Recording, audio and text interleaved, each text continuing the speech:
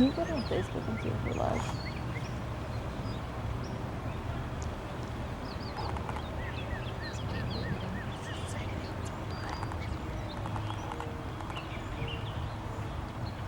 Yes.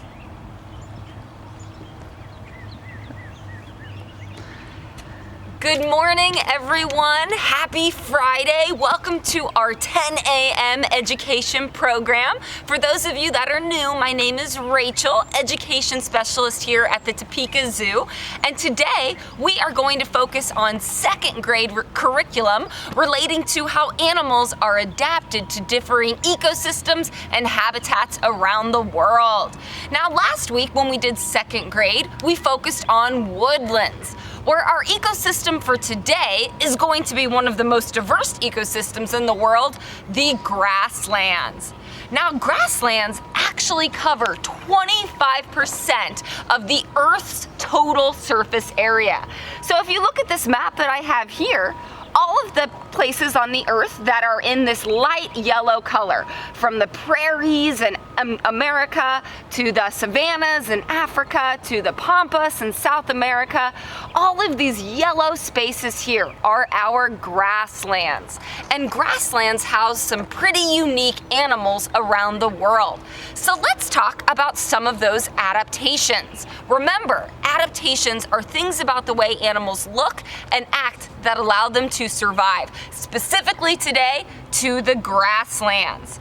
Now, one of the most obvious adaptations for grasslands animals are their camouflage, or their ability to blend in with the tall grasses.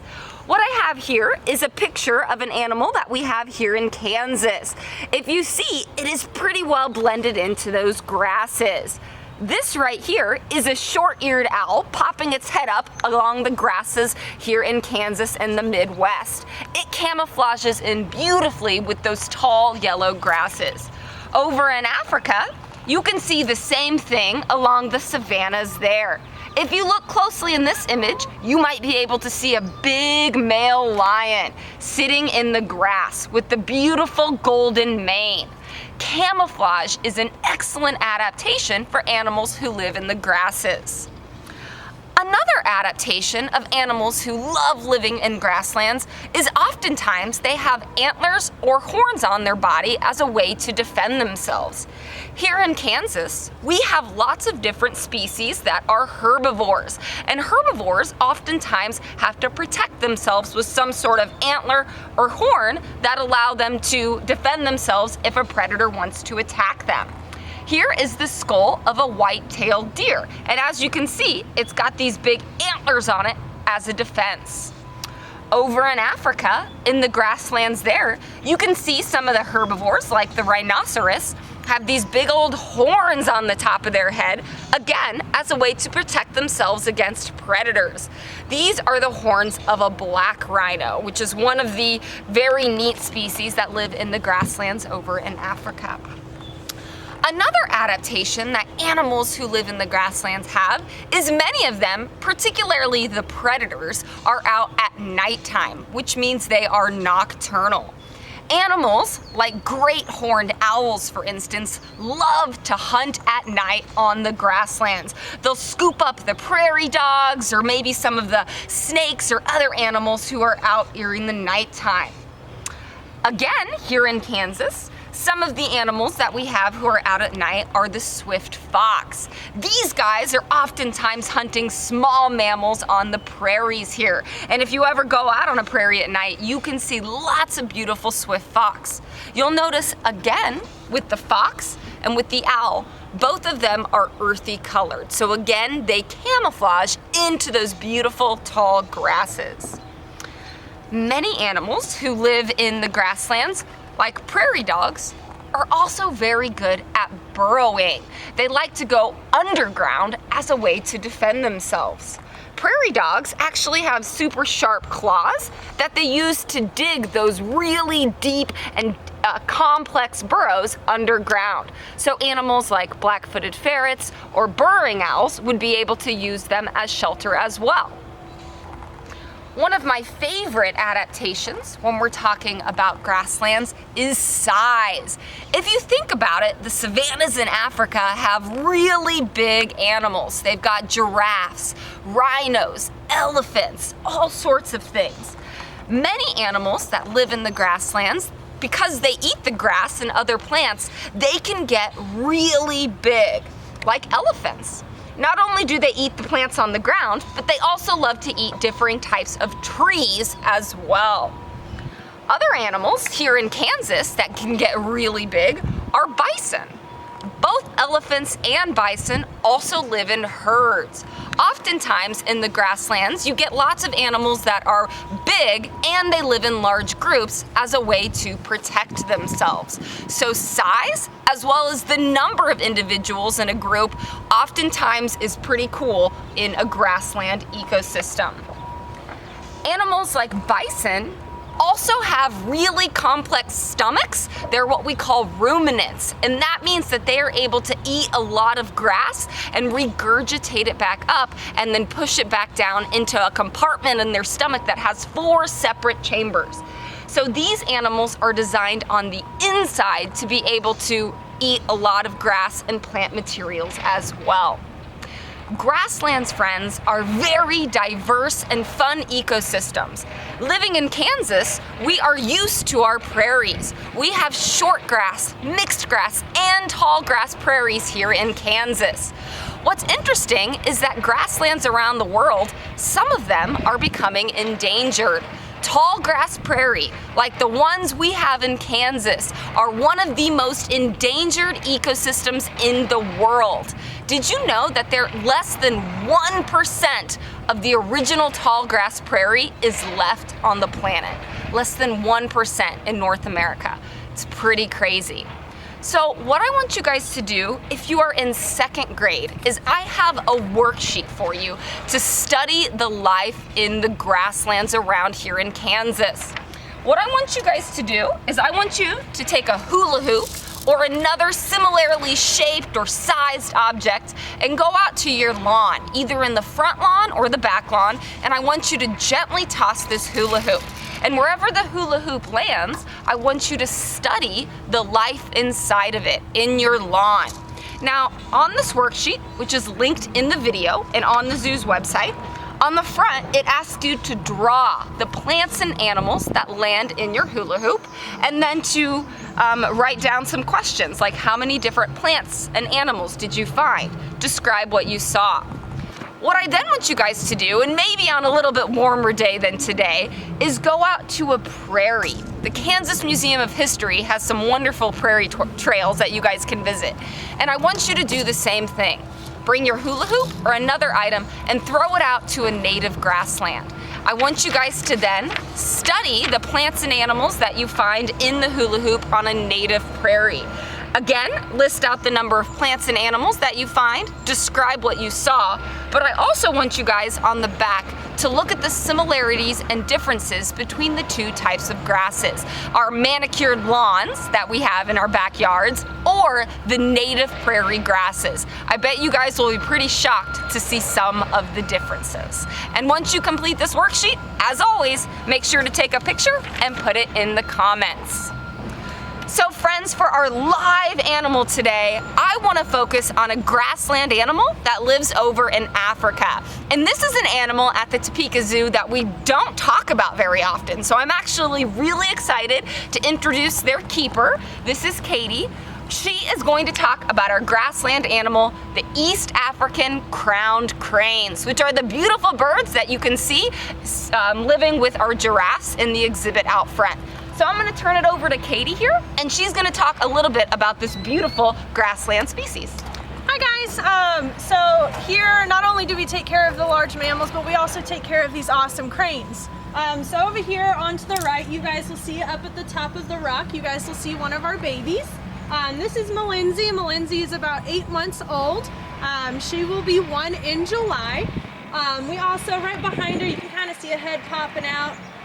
We have Riley throwing crickets, so that way they're kind of getting up closer for you guys to see. Right up front next to Riley is Mama. Mama's name is Mwanga, and she is about 25 years old. And then Dad coming up here, right next to Malinzi, that is Mumbawa, and he's 39 years old. Now in the wild and in captivity, these guys live around to 20 to 40 years old. So these guys can live a pretty long life, but these guys are doing really well. One funny thing about these guys is that they love to dance. So you guys will kind of see their necks move up and down. They also will love to dance around each other. So one dance move that the males will do is they kind of open up their wings really long, and they will hop around the female. It's really funny and really fun to watch if you guys ever see Mumbawa do it. He does it to Kawanga all the time. Now their wingspan is actually 6 feet long, so that's as long as a baby giraffe. So that's pretty neat that their wingspan is that big. Also the babies, when they are first hatched, they actually know up to 6 calls already as soon as they're hatched, which is pretty neat as well. And they kind of develop as years go on. It takes them about 2 to 3 years to get fully mature.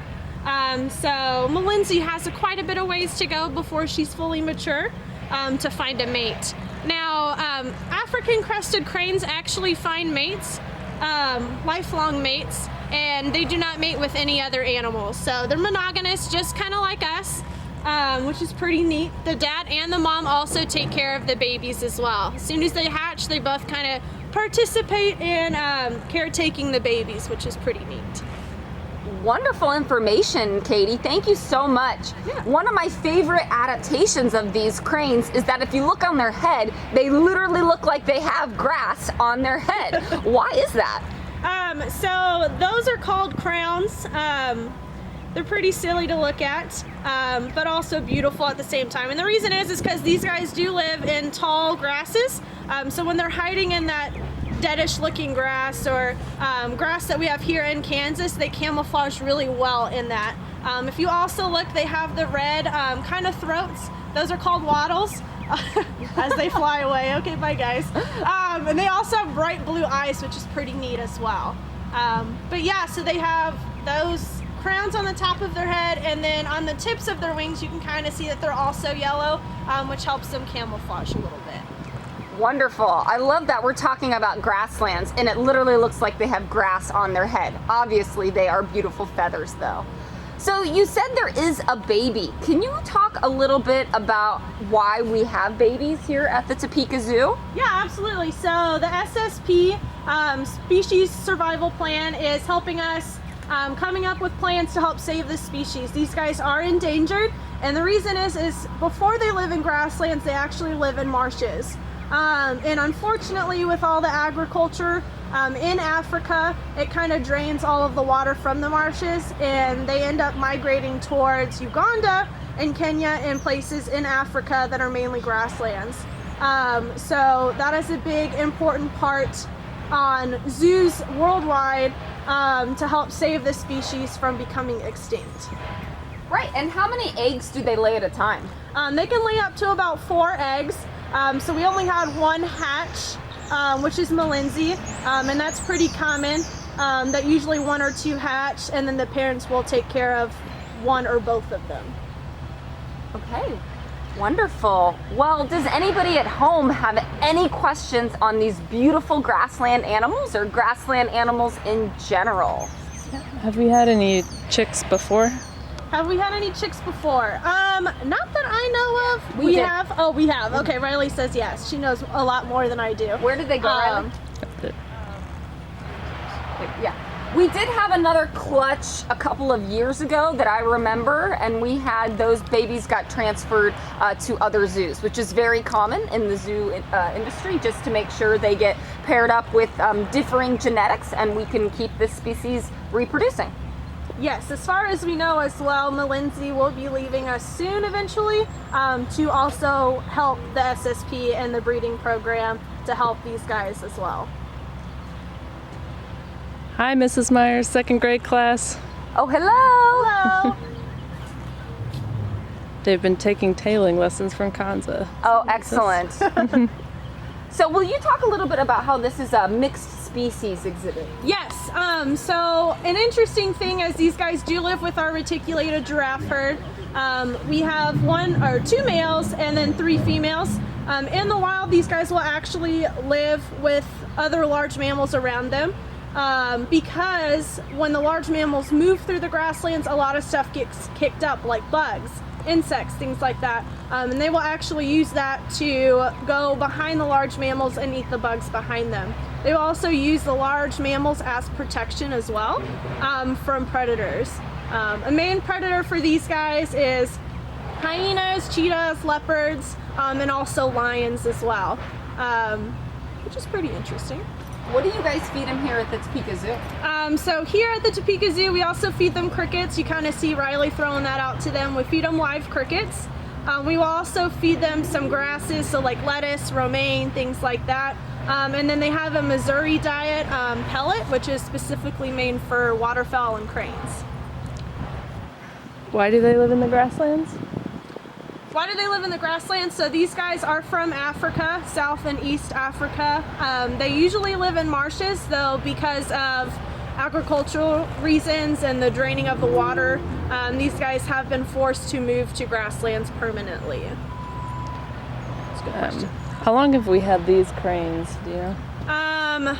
I believe we've had the female most of her life, since a year old, so we've had her for about 24 years, and it is unknown how long we've had Mumbawa. I believe 38 years. We got him when he was about 1, and then Malinzi's born here, so she's been here for 8 months. Look it up, get that answer. Yeah. Why do they have such long legs? Why do they have such long legs? That's a good question. They have long legs for perching. They are actually one of the only cranes that actually perches in trees. So if you guys ever look inside their yard, there's some rocks, there's some branches, things like that. These guys will perch. They have that prehensile toe, which helps them grip onto trees and branches and things like that. So that way they can perch up high. What kind of enrichment do they like? Their favorite enrichment is crickets, so live bugs is one of their favorites. They're kind of afraid of a lot of things. We try and give them like little tiny balls, like little plastic balls, and they're kind of afraid of it. They'll, flap their wings and kind of run away, which is silly, but we're slowly trying to introduce different enrichment for them. Right next to them, you can't really see it, it's kind of dug into the ground. They have a pool over there that they can, in the summertime, they will be able to kind of splash in. And they do like that every so often, to splash in that water to cool off. Can they fly? They can't, so cranes can fly, these guys can't, because they're pinned. That way, they don't wander around the whole zoo, because they will. They're very curious animals. But they can leap up pretty high. They can leap up definitely over me, and I'm 5'5". They like to have fun.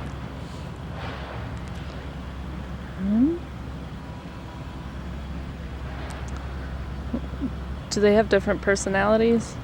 Do they have different personalities? That's a good question. So the female Kuganga is a little bit more protective. She's a little bit more uptight, where the male Mumbawa is kind of more chill and relaxed. He's just kind of go with the flow. And Malinzi's kind of taken more after her mother. She's getting a little protective over the flock, which is fine, mamas need to be protective. So she's learning after her parents a little bit, but her attitude is slowly becoming more obvious. How do you tell them apart? So a way that we tell them apart is our male has a little bracelet around his leg. It kind of helps identify them. Our female does not have anything. And then our baby, who's up at the top of the rock over there kind of checking things out, she is still doesn't have her feathers fully just yet. So that's kind of a way to tell them apart the easiest. And Riley just looked it up and confirmed that the dad got here in 1991 and the mom in 1995. So they have both been here for, almost 30 years.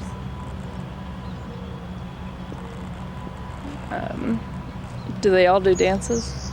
Do they all do dances? Yes, they all dance, females and males. Typically males more, just because that's how they have to attract the females. But they all dance. So like in the wild, there'll be up to 20 to 200 individuals in a flock together. And they kind of have to do that dance in order to find their mate. But the females, sometimes they get really excited and they participate as well. So it's pretty funny to watch. These guys every so often will feel good in the morning and they'll just start dancing around. It's pretty funny to watch if you ever get the opportunity to see it once we're open. How fast do they run? How fast do they run? That's a great question. I actually do not know that. Riley, do you know how fast they run? No. Pretty quick. Yeah, they're faster than us, that's for sure. So I'd probably say at least, maybe 4 miles an hour. They're gonna fly. Yeah, they're gonna fly mainly than run, but they can hop pretty fast. Do they have any close relatives to other cranes or birds? Yeah, so most other cranes they are related to, but these are the only cranes that actually have that prehensile toe in order to perch. So there's not a crane like them, as far as I know, but I don't know exactly off the top of my head which species they are related to.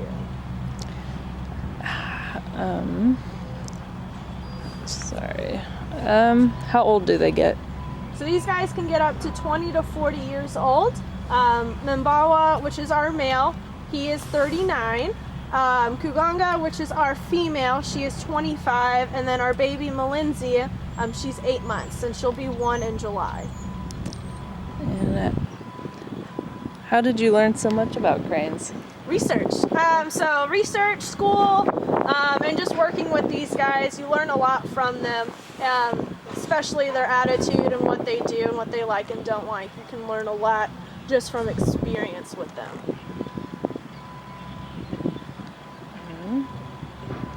Oh, also Malinzi in Swahili means keeper, zookeeper, which is a fun fact.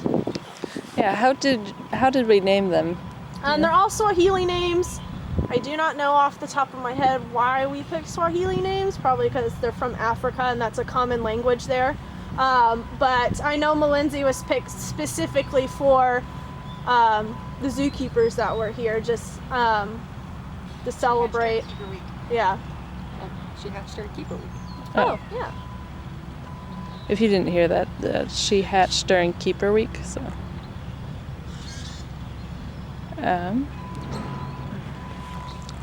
had a question. How big do they get?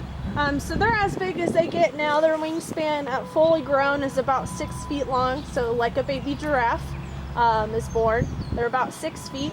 But yeah, that's as full grown as they get. Males and females are about the same size. There's no males are bigger than females or females bigger than males. They're about the same. What do the weather conditions have to be like for them to be outside? Perfect question. So these guys can be up to outside in 32 degrees, but it has to feel like 32. So even with the wind chill, it has to be 32 degrees. So these guys are actually the first animals out in our building, compared to the giraffes that have to be outside at 50 degrees. Do they make noises? They do. They make over 100 different calls.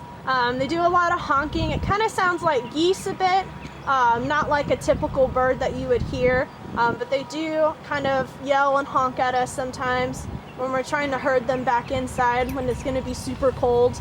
But yeah, they're pretty silly. You'll hear them every so often just kind of yell and honk throughout the zoo. Do they interact with the giraffes at all? They're actually afraid of the giraffes. They will, I know Elizabeth, one of our baby giraffes, was very interested in them and they kind of flew away and it scared them. But they kind of keep their distance away from them just because they're so much larger than them. They don't want to, get stepped on or anything like that. But they coexist very nicely. They just kind of hang out and chill with each other.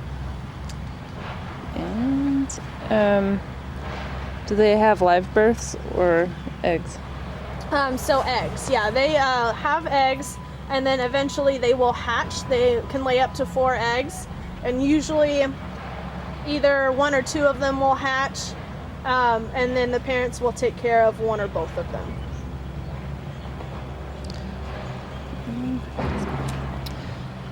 Alrighty, well, that is the end of our Facebook Live. Thank you guys so much for watching and learning all about grasslands. On Monday, we will be back with 3rd grade curriculum relating to animal social interactions, and we have another big social animal for you guys to meet on Monday. So have a good weekend, and we'll see you at 10 a.m. Monday morning. Thanks so much. Thank you guys.